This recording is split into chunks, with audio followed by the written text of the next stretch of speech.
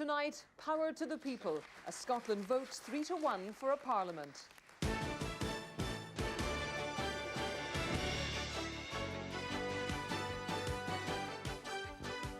The Prime Minister makes a victory visit to Edinburgh.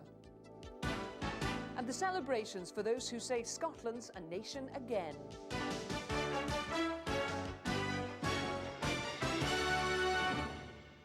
Good evening from Edinburgh on a historic day. Reporting Scotland comes to you from the top of Calton Hill, overlooking the city that come the millennium will be the home of the first Scottish Parliament for just under 300 years. The people have spoken. That was how Donald Dewar summed up the referendum vote. At precisely 3:37 this morning, confirmation came that the Yes campaigners for a parliament were home and dry. More than 74%, 3-1, voted in favour, with 26% against. Half an hour later, tax varying powers were approved by 63%, with 37% against. The turnout was just over 60%. All Scotland's councils voted yes, yes, apart from Orkney and Dumfries and Galloway, the only areas which answered yes, no. When at lunchtime the Prime Minister flew into the capital and said it was time for change, renewal and modernity. Well, tonight in a special hour-long programme we'll be analysing this momentous event, talking to the people who helped make it happen and going the length and breadth of the country for reaction. We will of course have the Friday night weather later in the programme, but it's the political climate that dominates tonight's news. At a special ceremony in Edinburgh City Chambers today, Donald Dewar was presented with a certificate of the result. His long-held dream finally in black and white. Our political editor, Brian Taylor, reports. A flying visit, hastily arranged overnight, but perhaps the most pleasing trip to Scotland for a political leader who has occasionally found Scottish constitutional machinations irksome. Well, it's good to see you, Donald. Satisfactory, I think.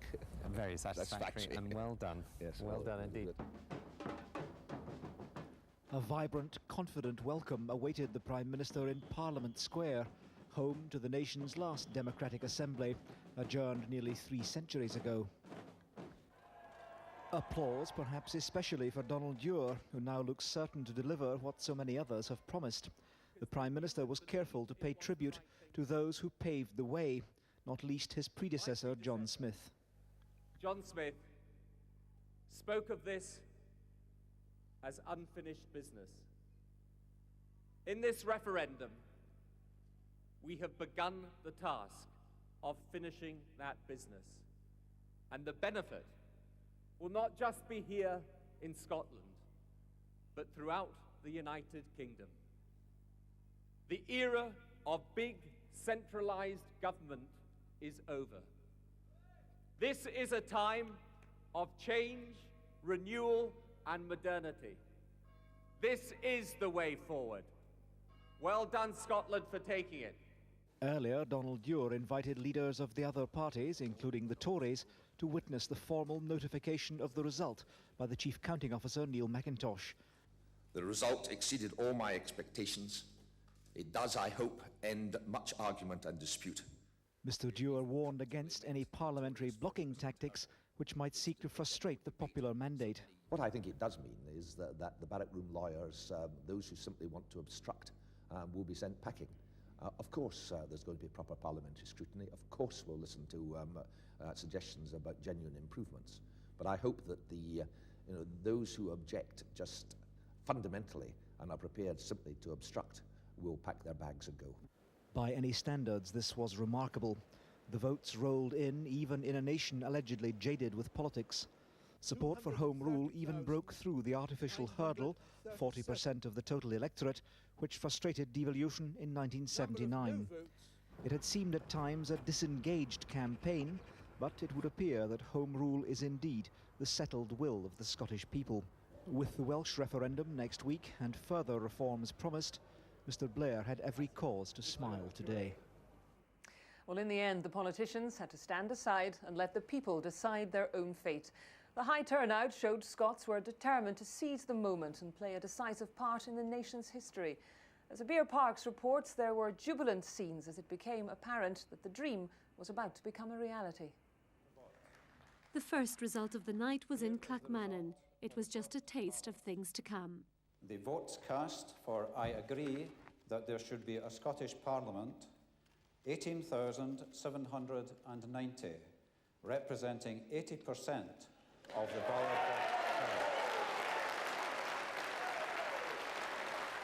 2 hours later, at 3:30, Fife declared its decision and Scotland's fate was sealed. Most people had gone to bed as normal, secure in the knowledge that the vote was a foregone conclusion or resigned to the inevitable. But for those at the centre of the Yes campaign, it was a moment not to be missed. Oh, it's been tremendous. This is like May the 1st with icing on the cake. A tremendous night for Scotland, a tremendous night for the Labour Party. Yeah! I had fearful feelings about today, but tonight I think I'm beginning to relax now.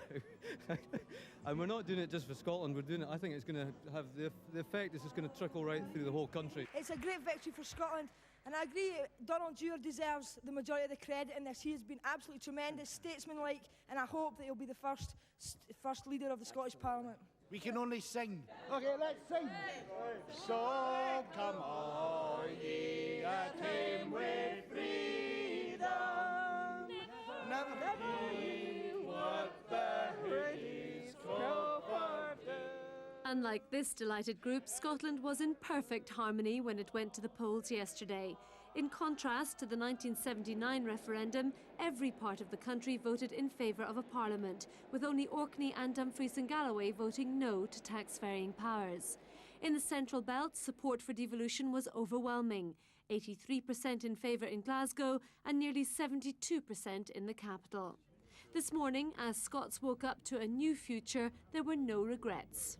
Well, I think it's absolutely fantastic. It's a chance that we've been waiting for 300 years, so let's go for it. No, I don't think I have any reservations. I always wanted the result to be a yes, and I think that Scots should be confident in their ability to rule their own affairs and not worry about it. I'm very happy living here, and I expect to continue being very happy living here. O Flora Scotland. And for those who've devoted years to the struggle, like the 5-year-old vigil outside the possible site of the new Parliament in Edinburgh, it's time to pack up and savour the sweet taste of victory. You're we that hill and glen and stood against him. Proud Edward's army and sent him homeward. They think again. Jubilant scenes there. But when the people of Scotland look back at this historic moment, many will remember the man who broke the news to the country. No, we don't mean the returning officer Neil McIntosh. We mean the BBC's own Peter Snow. Well, he's had a very busy night, but he joins us now from Glasgow, where he explains just how the votes stacked up. Well, Jackie, the Scottish people certainly didn't leave any room for doubt. Just look at the forest of green columns representing the majorities for yes, green for yes, red for no, all the way across the Scottish nation from the Western Isles right the way across to Aberdeen City over here. Now, those were the majorities yes for the Scottish Parliament. These were the majorities yes and no, two of them in Dumfries and Galloway and Orkney, for the tax-varying powers. Still pretty high blocks all around, except for one or two Scottish borders, Aberdeenshire and Moray. Fairly small majorities for the yes, otherwise a definitive yes. There they are, they're all the columns for both questions, soaring up there right the way across Scotland. The votes piling up in the ballot boxes now, here we have them. The yeses over here, piling up to a total of more than 1,200,000. That was the winning post, well through it, 1,775,000. 74 to 25, a 3-to-1 yes for a Scottish Parliament. Tax-varying powers, same sort of conclusive yes, as you can see here when we pile up the votes there for the yeses, green for yes, red for no, 1,197,000 needed, 1.5 million actually achieved. 63 to 36, a majority for the yeses of 27% on tax-varying powers. So the Scottish people have said yes to a Parliament, yes to tax-varying powers. The competition is now on to design a building. Here's a little suggestion from the BBC graphics artist.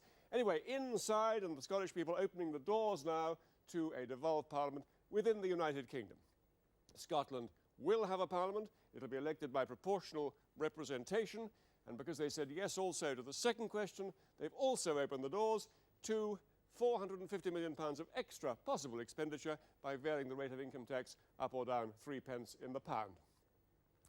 Compare it with 1979. Here we have the yes then, nearly 52%, no 48%. It was a victory for the yeses in simple terms last time, and when you compare it with this time, it was a lot less, 74 to 25 this time, 3 to 1, last time only just really 1 to 1. The point last time, of course, that foiled the referendum was that they had to get 40% of the electorate to agree. It didn't happen. 32.9% said yes. This time, even if that hurdle had been there, which it wasn't this time, it would have been comfortably through it, with nearly 45% of the electorate saying yes. So back to you, Jackie, on Calton Hill. Thank you, Peter. Well, the SNP and Lib Dems, who joined Labour on the last lap to a new parliament, say Scottish politics can learn from the unity which clinched victory.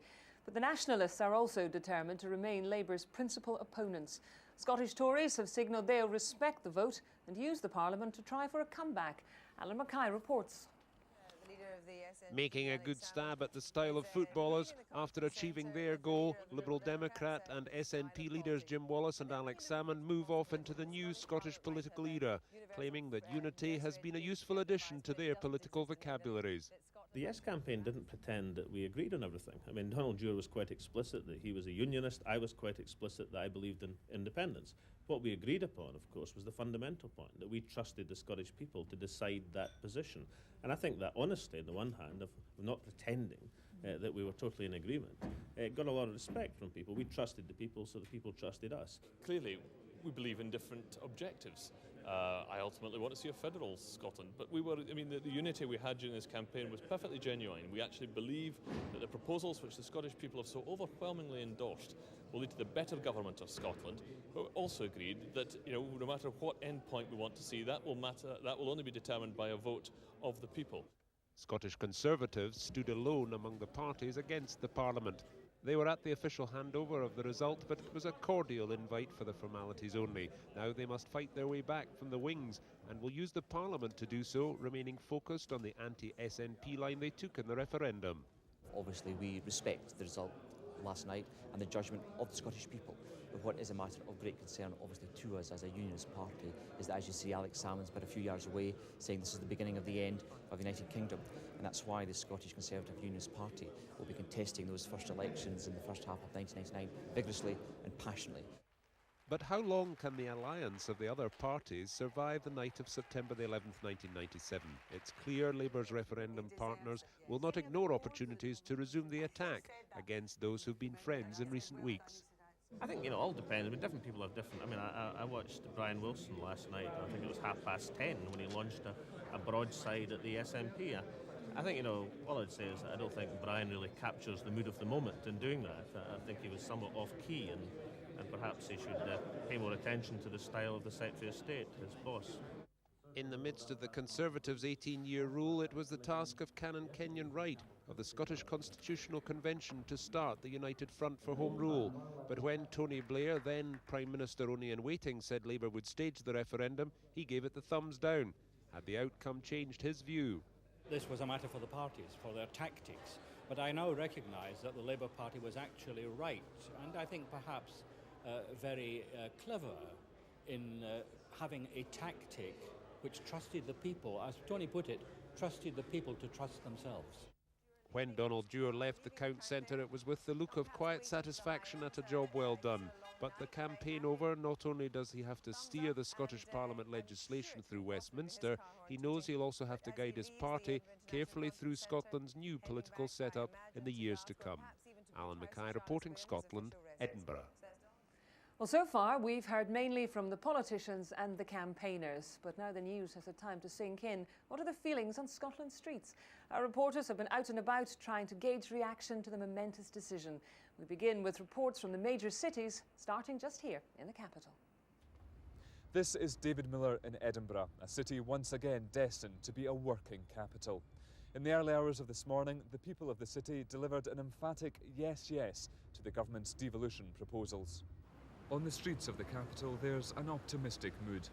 I'm a British citizen just like everybody else, but I think myself what I hear The idea seems great. I was delighted. 700 years overdue. Brilliant, superb. Couldn't have got any better.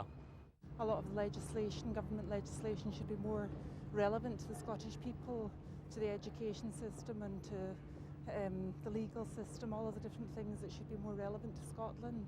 The groundswell was enormous, so I think, good luck to Scotland. I think they've done the right thing here. But there were some dissenting voices. I voted no, basically because I think all their taxes will go up. Tonight, the saltire flies across the capital alongside the Union flag. People here appear pleased to know that Scotland will have its own parliament while remaining within the UK. This is Colin White in Aberdeen, outside the Beach Ballroom, where the city's vote was announced shortly after 4 o'clock this morning. A resounding 72% of Aberdonians in favour of a Scottish Parliament, 60% supporting the tax question. Little sign here then that voters of the North East fear that a Parliament will be dominated by the interests of the Central Belt. Aberdeen's always been pretty different because of the oil community that's been here, but hopefully the powers that the Parliament has will look to the whole of Scotland, not just to one area in particular. So we're all quite optimistic about the future, I think. I'd rather go all the way. I'd rather see independence. I think we deserve the chance to see if we can do it, and I think we can do it. Probably won't be good for a few years, but it will work out better in the end, I think.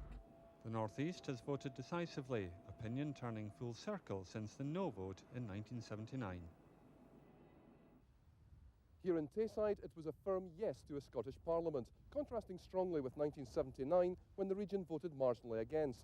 All three local authority areas also endorsed tax-varying powers, although in Angus and in Perth, it was by the narrowest of margins. For those who've campaigned for many years, it's been a tremendous result. I keep thinking of Hugh MacDermid's quote, "For we hae faith in Scotland's hidden poors, the present's theirs, but all the past and future's ours." Today, Scotland is not just a nation in the past, it belongs to the present, and we're pitching for a wonderful future in the 21st century. In Dundee, there was widespread delight at the vote, although it wasn't unanimous.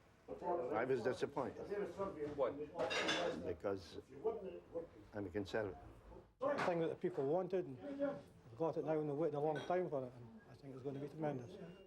And those celebrating today were upstaged by some last night who let their feelings be known on Dundee Law with their leftover yes, yes flags.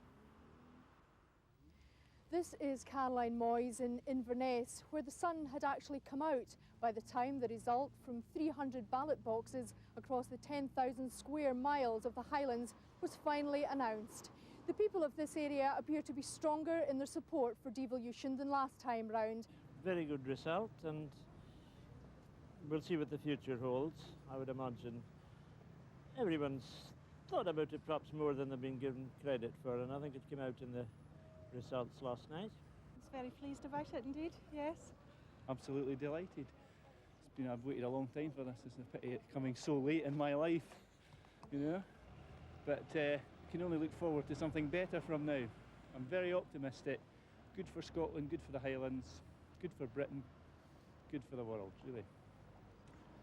This is David Kerr in Glasgow, the city which last night produced the second biggest vote for the first question in the referendum and the largest endorsement in Scotland for tax-varying powers. The declaration of that massive vote at the city's Kelvin Hall was held up due to delays at the National Count in Edinburgh. This led to some in the hall to call for the Parliament to be based in Glasgow. But despite these intercity rivalries, it seems that most Glaswegians are quite happy with the capital's new Parliament.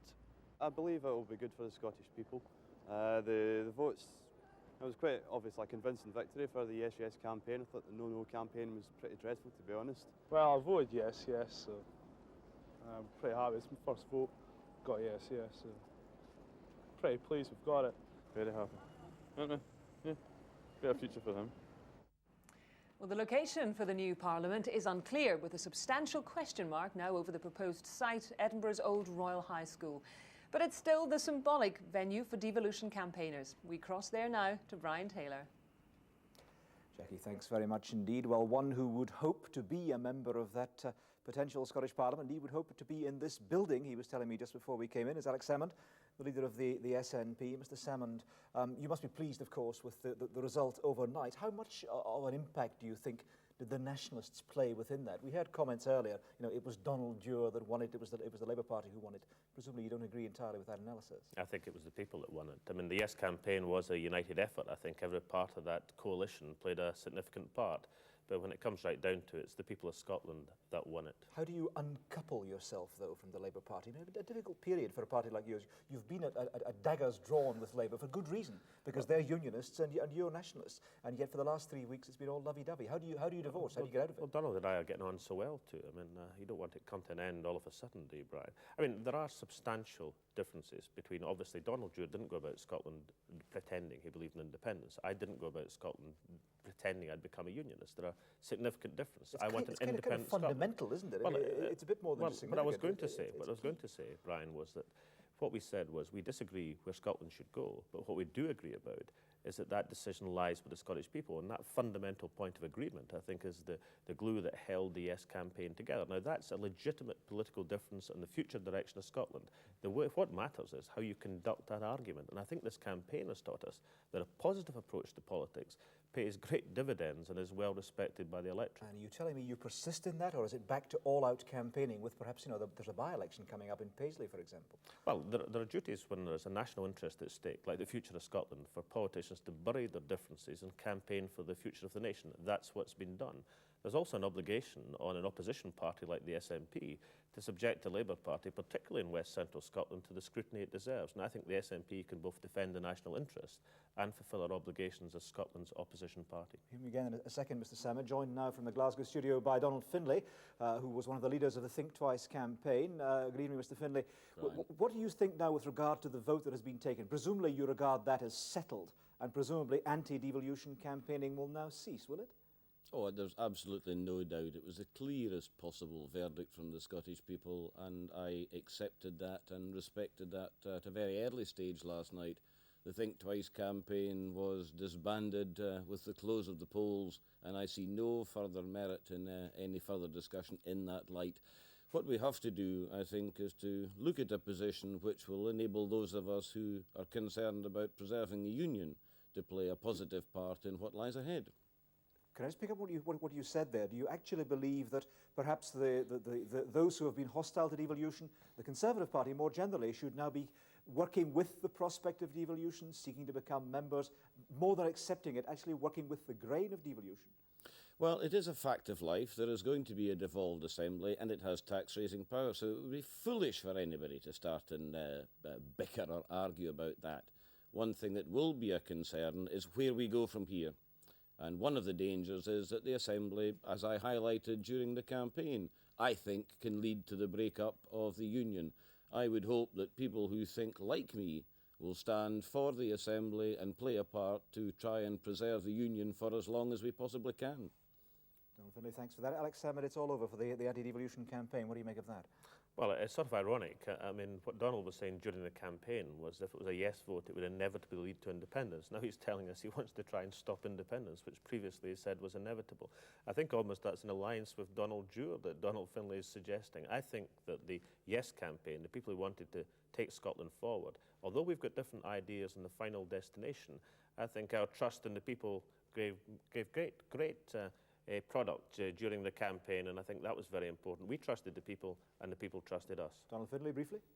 Well, it's interesting because Alec used the very same phrase last night. Alec, can I remind you, death is inevitable. Well, that doesn't mean to say we're going to rush into it tonight or tomorrow. We'll be fighting to preserve the Union as long as we can. You don't change your view in death between 1 week and another, as you've changed your view in the inevitability of independence. But I would say this for Donald. He's accepted defeat gracefully. And I think that's very important because all of Scotland must now move forward. Alex Salmond, Donald Findlay, thanks very much for joining us. Well, more here from the old Royal High School building later in the programme. But for now, back to Jackie. Thank you, Brian. Well, now let's get some more reaction from across the country. Appropriately enough, for what's described as a political watershed, we're down at the Riverside in Dumfries. There's been much water under the bridge in Dumfries and Galloway since the region rejected devolution in 1979. However, some scepticism clearly remains. This time, the region voted yes to a parliament, but no to tax-varying powers, dashing hopes of a double yes clean sweep. I don't think it really makes a great deal of difference. The country has decided, and Dumfries and Galloway will go along with it, I'm sure. In Dumfries we're quite happy. We got a no vote in the second question. Unfortunately we lost the first question. Nationally very disappointed. Parliament has to be paid for. Either cutting spending or higher taxes, one way or t'other. The outcome prompted one Dumfries restaurant to offer free haggis with breakfast this morning and gave customers food for thought. It seems to me that people that will vote for something that's going to increase taxes, something that is going to increase the degree of bureaucracy that we're faced with, is completely crazy. I think it's a good thing. I voted yes, and I think it means Scotland might move forward, you know, they'll be responsible for their own future really, and I think that's the way to go, and show a bit of confidence in themselves for a change. This is Alistair Morrison in the Western Isles, a constituency that covers 1,100 square miles, has 11 inhabited islands and Britain's smallest electorate. Western Islanders have fully endorsed the government's devolution proposals. In 1979, the Western Isles delivered the largest yes vote in Scotland. This time round, 79% said yes to the first question and 68% backed the tax-varying power. Island politicians are now hoping that the Scottish Parliament will be island-friendly. We want to have a measure of self-government, and I think the white paper that the Labour Party has issued answers those demands, and was clear from last night's vote that those demands are being met by the Labour government. Good news for everybody, I think so. I'd expect them to be a bit more sympathetic to what islanders are not. Good for the generation to come, I would think. Well, I'm going to devolve power now to Heather, who's just outside and tonight has a bird's eye view of the capital from Carlton Hill for the weather forecast. Thanks very much, Jackie, and we've had just about everything weather-wise today. Some sunshine, some rain, some hail, some thunder, and it's now quite literally blowing a gale on Carlton Hill here tonight. And yes, I am freezing cold. But starting off with the radar, that really does highlight all the shower activity today. Some fairly heavy showers, especially in the west. And on the isobar chart, a low pressure centred just to the north of the UK. Some very close together isobars tonight and some strong to gale force northwesterly winds. And then tomorrow, very little changing, so another showery day and very windy. But tonight, first of all, and most of the showers will become confined to northern and western parts of the UK.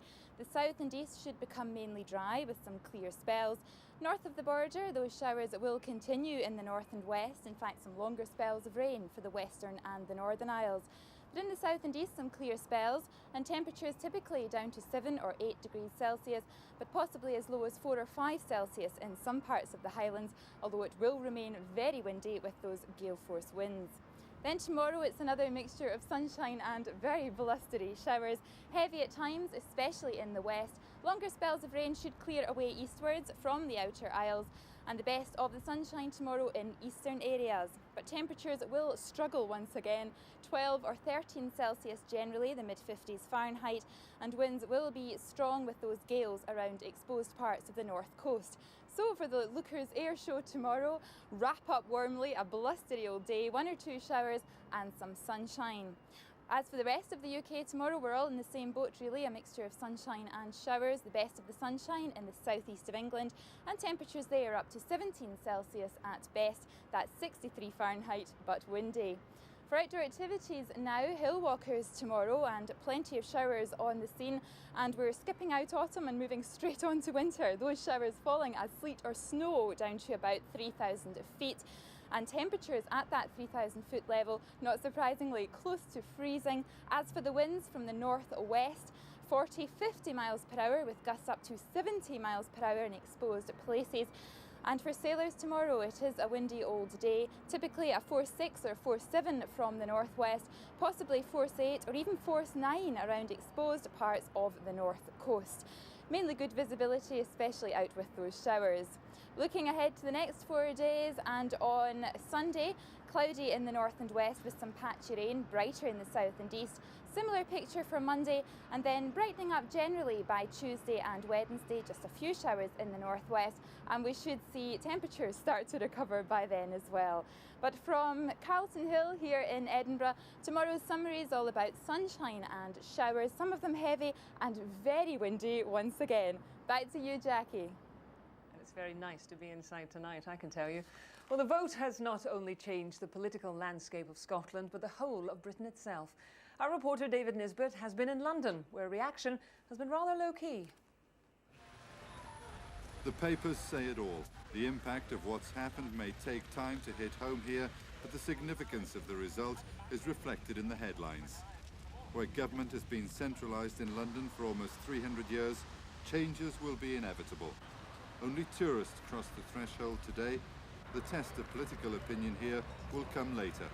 Already, there are warnings about the decision that's been taken.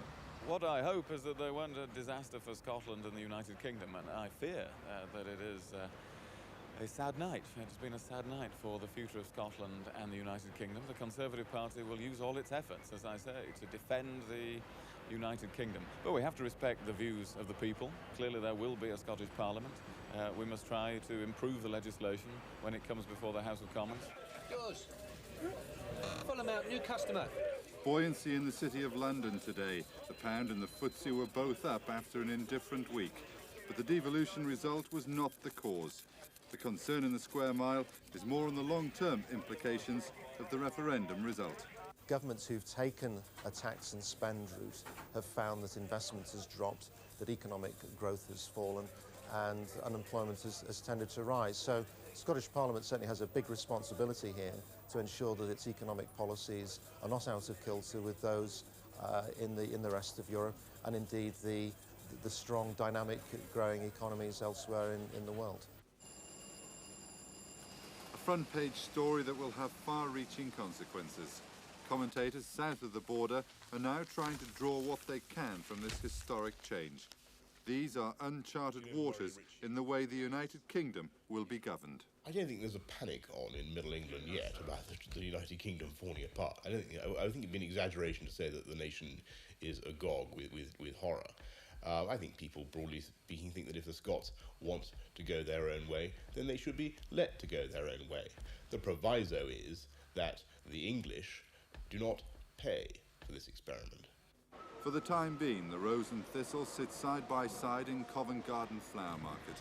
In London, opinion is divided as to the decisions taken by the voters in Scotland. Obviously, people in Scotland want to rule their own country now, and yeah, I think it's a good thing for Scotland. I'm very undecided, but I'm concerned that it might lead to the breakup of the United Kingdom. With Westminster in recess, the magnitude of what's happened north of the border may take some time to sink in here. But already there's an acceptance that things will never be the same again. David Nisbet, Reporting Scotland, Westminster. Well, from the streets of London to the rest of the world, Scotland's devolution vote has made the headlines abroad, with scores of foreign journalists in Edinburgh this week recording the event. As well as Europe, interest in the story has come from as far afield as America, Australia and the Far East. Colin McKinnon reports. Liberals i nacionalistes ha tingut una llarga nit de celebracions. Last night's devolution story being prepared for a Catalan TV audience. The people of a province of Spain who'll understand from their own experience what decentralised government means. I think they'll get the chance to have the decisions made closer, and that's always better, because when your politicians are closer to you, then it always works better. According to the Scottish office, there were 50 accredited foreign media organisations at last night's referendum count from all over the world. Many more had spent the week covering the campaign. Some journalists have been following the devolution story for years. I've been covering the Scottish national movement before several times, and I mean, you tried before, and so there is a big interest in what's going on up here. And when you finally is going to get somewhere with your big question, and now you've got there. Scotland is preparing to have its own parliament once again. The American station CNN carried regular live broadcasts from the capital to a global audience. It's being heralded as a great day in Scotland's long history. This morning's newspapers read headlines like "A Nation Again," as Scots voted overwhelmingly for Home Rule. Edinburgh and not London will now control Scotland's domestic affairs. As well as politics, there was the inevitable reference to tartan. Business is booming as more Scots want to wear their traditional kilts. CNN had an unusual title for the Scottish Secretary. Some visiting journalists were surprised that there wasn't more of a celebration after the referendum result. I'm surprised because Scottish people are not on the streets with flags and with celebrating the victory. I am very, very surprised. Maybe the feeling the Scottish people is inside, and only when you ask the Scottish people, you discover the true feelings. And from one visitor, a reminder of one of the downsides of devolution. Well, for one thing, you have to stop blaming the English and London for everything bad that's happening to you. Colin McKinnon reporting Scotland with the world's media in Edinburgh. Well, there's likely to be no shortage of candidates hoping to play a part in Scotland's Parliament. It's back now to the high school and Brian. Jackie, thanks very much. 3 potential candidates here. I don't know whether they would describe themselves as such. But Eric Milligan, the Lord Provost, first of all, would you be thinking about perhaps moving from the city chambers to the chamber here or wherever it ends up? Oh, I don't know. I would be flattered to be considered as a possible candidate for a new Scottish Parliament. But nobody has the right to put themselves forward. You serve your party, you do the best you can, and I have been elected as Lord Provost to serve a 3-year term, and I intend completing that term because I've always taken the view, Brian, that if someone elects you and your colleagues put you forward for a top position, for a term of office, you should complete it, and you should not take the position merely to put yourself in the shop window. So I intend completing my term. What happens after that to me, who knows? Just briefly, Lord Provost, I mean, the point mentioned there by the European journalists are saying, you know, why wasn't there singing and dancing in the streets? I mean, as the civic head, couldn't you have orchestrated some singing and dancing?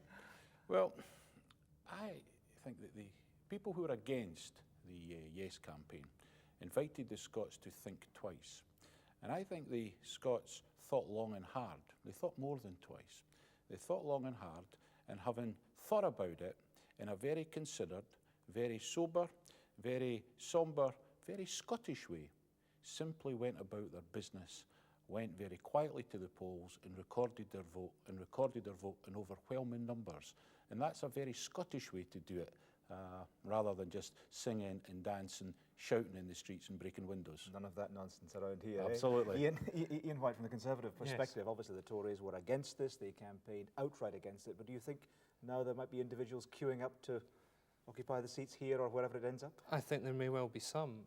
I think certainly our party must have a strong voice in that Parliament, and obviously we will be looking at a way of selecting people to be candidates and hopefully having a large number of candidates elected to the Parliament. We heard earlier from Donald Findlay from a Think Twice perspective that the anti-devolution campaign was over, that was it was keys. Do you think that's the perspective from the Tories as well? I think that has to be the case now.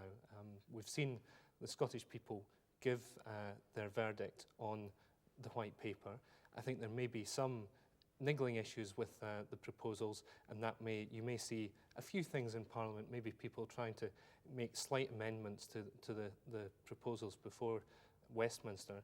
But as far as it goes, I think, you know, the Scottish people have made their view clear. They want a Parliament, they want it to have tax-raising powers, and it would be rather foolish of us to go against that now.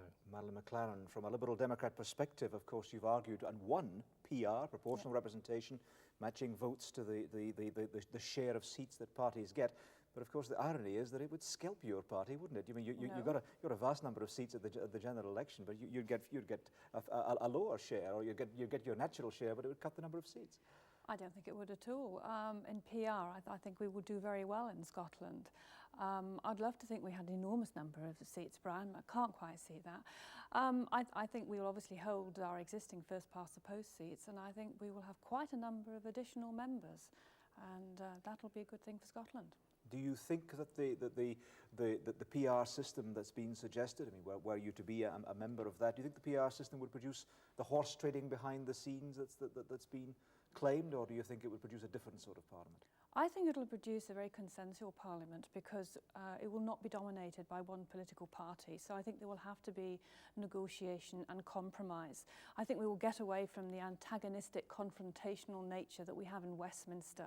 And this parliament will be new, dynamic, radical, and something so different that the people of Scotland will feel proud of it. Thank you, all three, for joining us this evening. And with that, from three hopefuls, although none of them necessarily putting their hats directly into the ring tonight. Cautious as always in political life. Back to Jackie.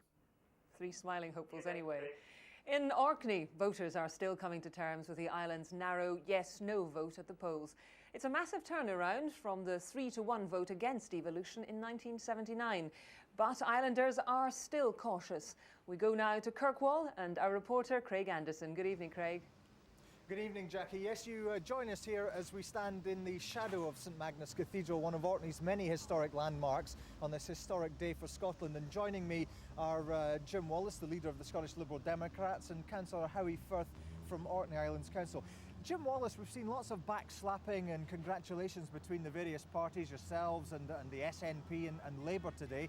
That spirit of cooperation won't be long in evaporating, though, will it? Well, let me say first and foremost that there was a very genuine unity we had in this campaign. What united us was that we believed we were offering the people of Scotland a much better system of government, and we were also saying to the people of Scotland, you know, we trust you and we trust ourselves to determine our own affairs. I mean, I'm not going to pretend that Donald Dewar, Alex Salmond and I will be sharing joint platforms during the Paisley South by-election. And obviously we do have differences. We have different endpoints. I want a federal Britain, and we'll no doubt we'll have differences in policy. I think what has changed is, and what I hope we can actually teach in Scotland, teach the rest of the country, is that we actually can go about our politics in a civilised way, and when we dispute, we will do so in a constructive way. The public, I don't think, will readily take mudslinging and name-calling from people who have actually been seen together, campaigning together, and that will be actually, I think, a very healthy thing, particularly when we get into a Scottish Parliament where cooperation will have to be the name of the game. Howie Firth, in terms of the result here in Orkney, it was a bit of a schizophrenic result, wasn't it? Grudging acceptance of a parliament in Edinburgh, but no to tax varying powers. Why do you think that was? Well, I think the big issue for us here in Orkney was the question of special status for islands, retaining our existing status and having mechanisms to, if necessary, enhance powers. And I think Jim deserves tremendous plaudits for the Wallace Amendment, setting up a mechanism that enables us to develop our status if we so wish. Yes, but that Wallace Amendment is merely a wish list at the moment, isn't it? Well, no, it's a list of various powers that we could make a case towards getting if we felt there was a need for doing so. And it's the existence of a mechanism. It's like an insurance policy. There may well be many powers there that we may never want to have, but we've got the mechanism to get them if we need them. So you don't want to be like the Isle of Man or the Channel Islands? Well, I think we have to study those areas more. We've had from the Council a study team to the Isle of Man, and it is interesting that right across Europe, communities like that, getting more local powers, are able to operate in a more efficient way within a national context. But the good thing is we don't have to choose such powers now. We simply have to wait and use, if necessary, the mechanism that we now look like having. Well, Jim Wallace, these special powers, special status for the islands, that was included in the conclusions of the Constitutional Convention, although not in the government's white paper. I mean, how much of a surprise was your suggestion to Donald Dewar? Did you pull it out of the hat, or did he tap you on the shoulder and say, yes, you can pull it out now and win over the voters of Orkney? Well, I think Donald Dewar actually came, to his credit, he actually came to Orkney within 48 hours of publication of the white paper, so he was certainly aware of the flavour of the arguments and the disappointment, indeed, that there wasn't anything more specific in the white paper. I think when I went back and looked at the Constitutional Convention report, perhaps there was some responsibility in us to flesh out precisely, a bit more accurately, a bit more detail, what we had in mind, and that's why I put forward these proposals, and certainly before they appeared in the press, Donald Dewar certainly knew the content and knew what was happening. But it certainly was my initiative, because I thought there's no point in just talking about it in generalities. I thought it might be helpful to see what in fact could be done. I've explained that it's a draft. I now want to talk to the constitutional committees of both islands councils and indeed the Scottish office to see if they can be improved, and obviously to try and persuade the government to accept the amendment. So do you think that the government will accept the amendment? Will we see special status, special powers for island authorities? Well, I'm very hopeful, because I say it's firstly building on what the Constitutional Convention recommended, but going further back, so a legacy of the 1979 referendum was the Montgomery Committee report, and that committee concluded that the islands councils should have the opportunity to, I think the words were, consolidate, develop and extend their powers wherever that was possible. Now the Conservative government, I think, paid lip service to it and then proceeded to take powers away. I think we can want to build on what that report said, and what better opportunity to do it than we're actually reviewing the whole constitutional status of Scotland. Well, winds of change certainly blowing across the islands and across Scotland, and winds of a sort of gale force variety, I think, blowing across Orkney and Kirkwall this evening. From us here, thank you very much indeed, gentlemen. It's now back to you, Jackie. Thank you, Craig. Well, Scotland may be centre stage today, but the people of Wales go to the polls next week to vote on proposals for a Welsh Assembly, which, unlike Scotland's Parliament, would have no lawmaking or tax-raising powers. Well, the vote there is likely to be very much closer than here, but events in Scotland have been eagerly followed. BBC Wales political editor Glyn Mathias is in our Cardiff studio. Glyn, what's been the reaction today with you? Well, the Yes campaign, those who want Wales to have an assembly, have of course been gleeful at the result in Scotland, and Tony Blair flew straight from Scotland here to Cardiff this afternoon in order to capitalise on that result, urging the people of Wales to follow suit, to follow Scotland's example. But there was a suggestion even that a conclusive yes vote here might lead to a 10% increase in backing for the yes vote with you.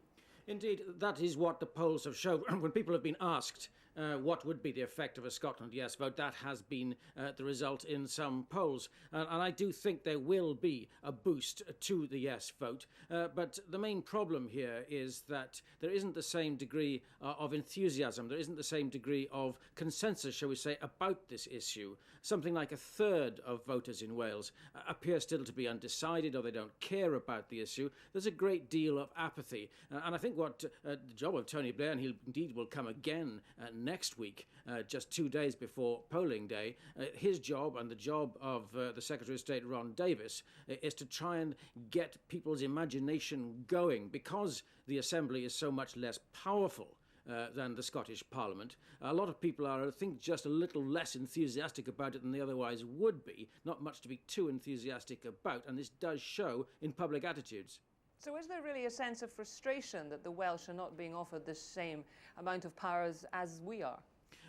To some extent, yes, by those who do want more, like the Nationalists, Plaid Cymru, and the Liberal Democrats, and indeed some in the Labour Party. But there's a whole raft of others, also in the Labour Party, also in the population at large, who don't want anything to do with it.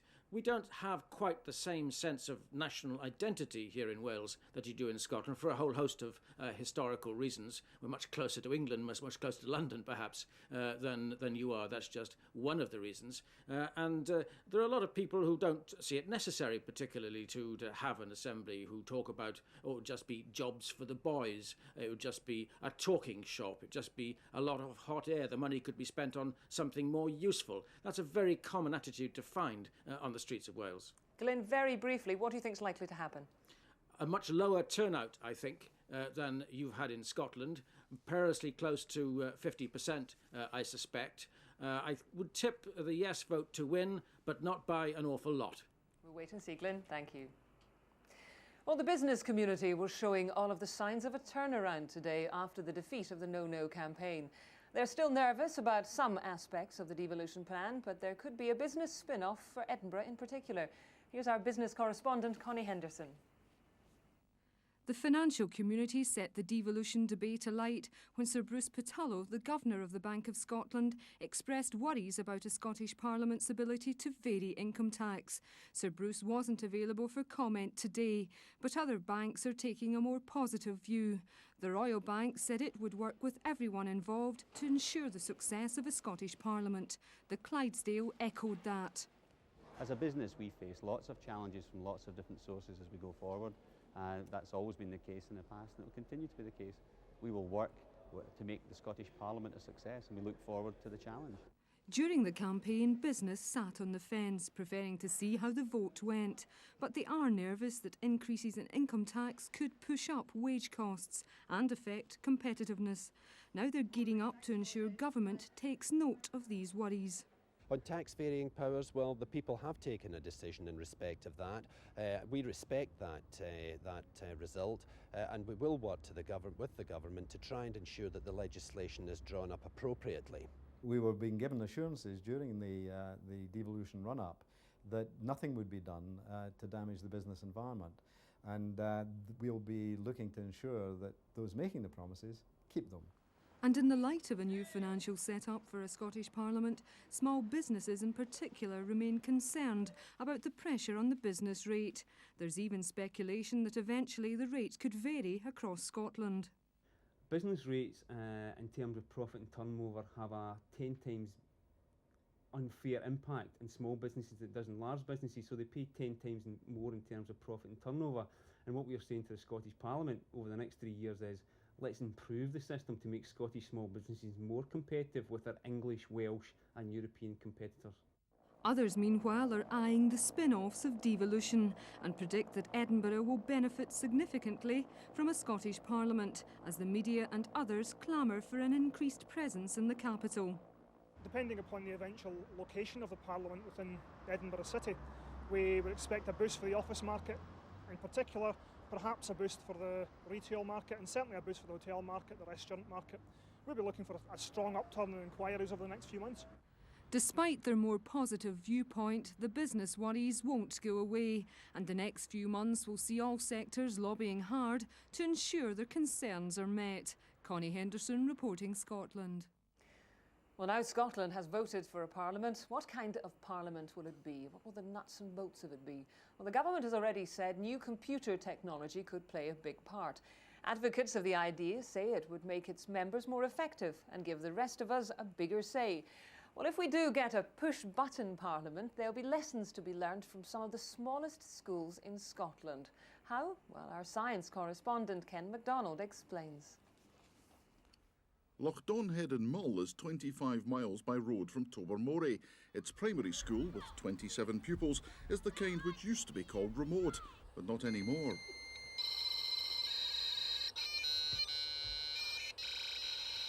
We're looking at Argyll online to see if there's any messages that we can reply to. And is it difficult to do that? No, it's easy. Did you see the boats? We're making a video call to Oliver Ferry Primary School to find out about the project they're doing and if they've got any worksheets to help with our project that we're doing. Is that difficult to do? Not really, not if you know what to do.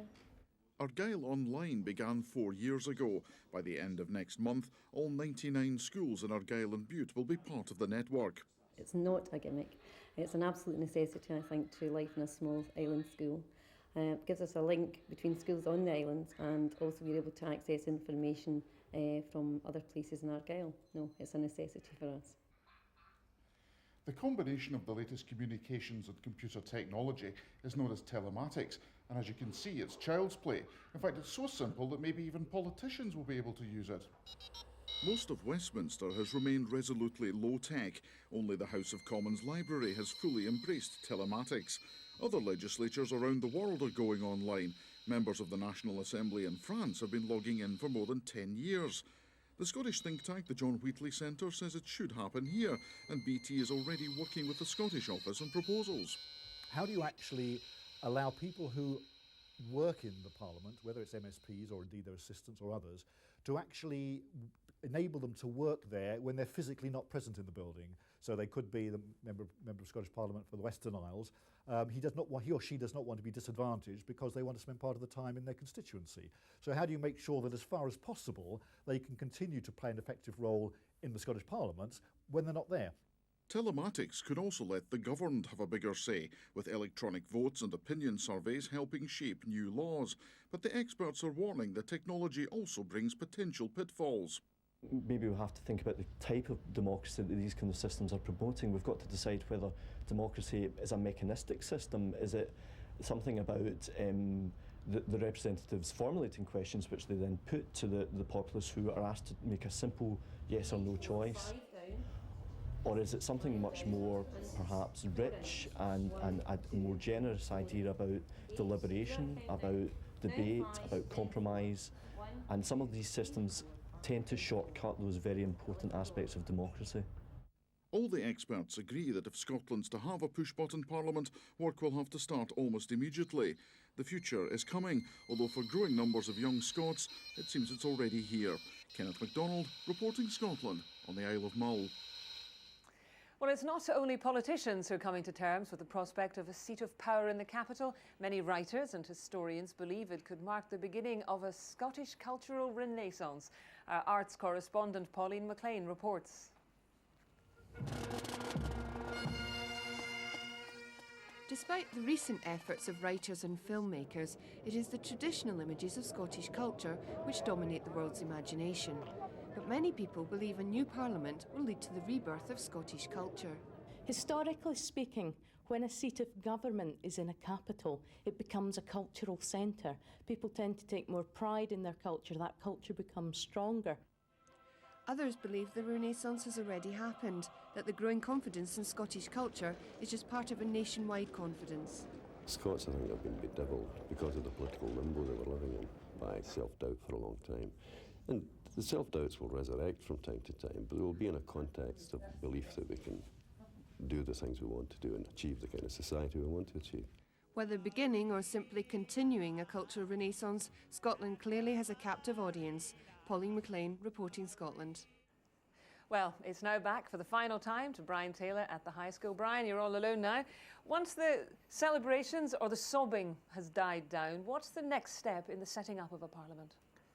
Practical steps ahead, Jackie, include the detailing the legislation, which we would expect around about October, November. Of course, getting that through the House of Commons could take up to July the following year. Then elections possibly the year after that, that's 1999. And in the first half of 1999, the expectation is the Parliament would be fully up and running, taking over the full powers of the Scottish Office from the beginning of the year 2000. A new Parliament for a new millennium, as we are now supposedly obliged to say.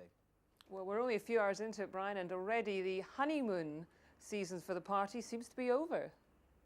Well, in some senses, Alex Salmond on the programme tonight was keeping it going a little bit longer, but I wouldn't expect that to last, and I don't think it should. Consensus is all very well when there is agreement, but if there are areas of fundamental disagreement, that, after all, is what politics, and above all, party politics, is about. But I think all the parties in Scotland will have to change. We've heard already that the Conservatives effectively are bringing about that change now. They're having to address the need to be more of a Scottish party to contest seats in a Scottish agenda. The Labour Party will have to change. They are going down the road of devolving policy making to their own party structure in Scotland. That will have to expand. The Liberal Democrats and the SNP, given the proportional representation system, may be confronting the possibility of shared power in a coalition, which presumably concentrates minds considerably when you're drawing up your manifesto. And do the Scottish Conservatives feel that they can rebuild, make a fresh start? Jackie, frankly, some of them privately are hugging themselves at the prospect that opens up for their party. For 40 years, their party has declined, I think partly as a consequence of being identified as an English party, identified as a party out with Scotland. If they can change that, and it's an if they can change that and give themselves back a Scottish image that they had in the 1950s, when frankly they were for a spell the dominant party in Scotland, then they could have that opportunity. I say again, if.